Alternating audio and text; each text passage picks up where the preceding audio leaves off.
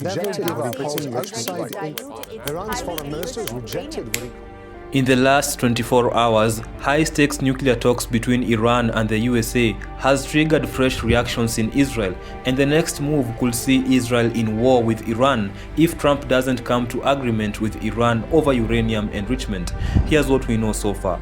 According to reports, Prime Minister Benjamin Netanyahu has landed in Washington, D.C. on Tuesday, February 10th.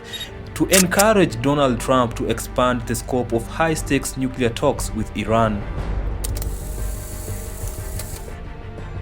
Prime Minister Benjamin Netanyahu believes that any negotiations must include limiting ballistic missiles and ending support for the Iranian Axis, referring to Iran-backed militant groups like the Palestinian Hamas and Lebanon's Hezbollah.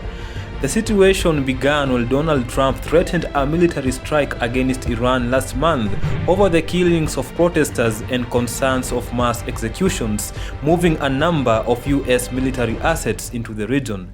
According to reports, thousands were killed and tens of thousands detained at Iranian authorities' sites due to protests over widespread economic distress. According to reports, Trump didn't threaten Iran because of the killings and detention of Iranians during the protests. You see, as the protests largely subsided, Trump shifted his focus to Iran's nuclear program, which the US, Israel, and other nations have long suspected is aimed at eventually developing weapons, of which Iran tirelessly insists its nuclear program is entirely peaceful and says it has the right to enrich uranium for civilian purposes. According to reports, Sima Shine, an Iran expert formerly with Israel's Mossad spy agency, who is an analyst at Israel's Institute for National Security Studies, said Israel fears that the US might reach a narrow agreement with Iran in which it would temporarily halt uranium enrichment. A deal in which Iran halts enrichment for several years would allow Donald Trump to claim victory, but Israel believes any such agreement that does not end Iran's nuclear program and reduce its ballistic missile arsenal will eventually require Israel to launch another wave of strikes, she said.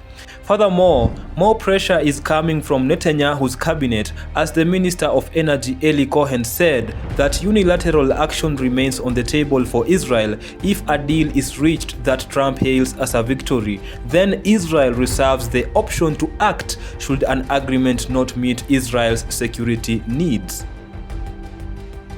My personal opinion is that all this pressure from Israel to the USA comes since Benjamin Netanyahu faces elections this year. Netanyahu is Israel's long-serving prime minister, having held the office for a total of 18 years. His government, the most nationalist and religious in Israel's history. So this week's meeting with Trump in Washington is also aimed to show Israelis that he is also a player in Iran talks. Fun fact is that Israel fears Iran ballistic missiles, according to reports, as Israel's energy minister Eli Cohen said that Israel views Iran's ballistic missiles as a grave threat. The recurring question is why Israel is so obsessed with Iran over the decades due to Iran enriching uranium, and also very recently they are also demanding Iran to stop manufacturing ballistic missiles. Leave your thoughts in the comment section. That's latest for now. Subscribe, like, comment and share. Thanks for watching.